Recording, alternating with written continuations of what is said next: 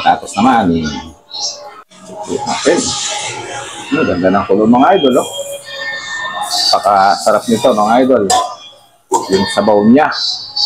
Yan ang, kasi yung buto-buto, mas masarap yan pag maglalaga ka ng liempo, samahan mo ng kalahating kilong buto-buto. Kaya buto-buto mismo kasi pag nalaga yun, ay kasarapan mga idol. Talagang kainam. Ang sarap. Mga mahihilig sa dinaga dyan, share out ko sa inyo dyan. Bumili na rin kayo mga idol, oh. Oh. Bumili na rin po kayo. Ay yung nakikita yung taba na yun, dalawa yun. Pinasamahan ko na medyo may taba ng konti. Pero, buto-buto po yan. Isa't kalahati lahat. Plus yung dalawang piraso. Medyo may taba.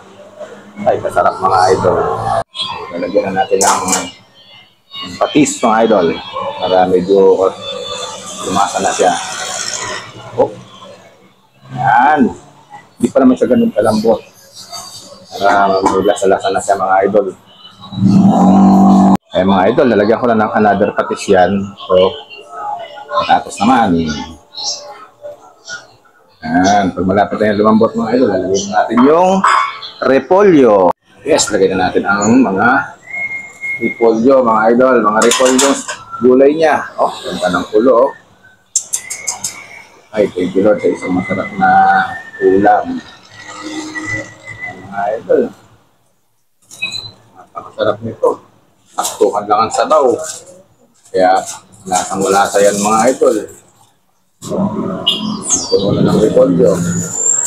Pero pagka talaga na repolyo mga idol, kakaba na yan. Yun. Yun. Yan. Ayos mga idol, nakanganga pa oh. 2,000 years later. Ayun na mga idol oh. Tapos na kami kumain. Hindi, magbibigpit na sila. O, binukod ko yung repolyo, binukod ko. Hindi namin naubos yung ilaga mga idol oh. Nung pinalambutan ko, mayroong pinigor sa loob. Kasabihan lang naman.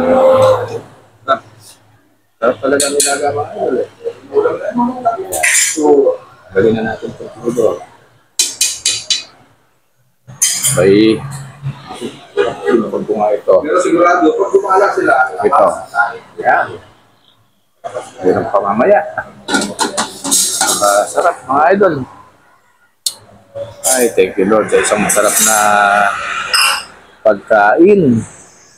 At talaga namang nasihan kami mga idol.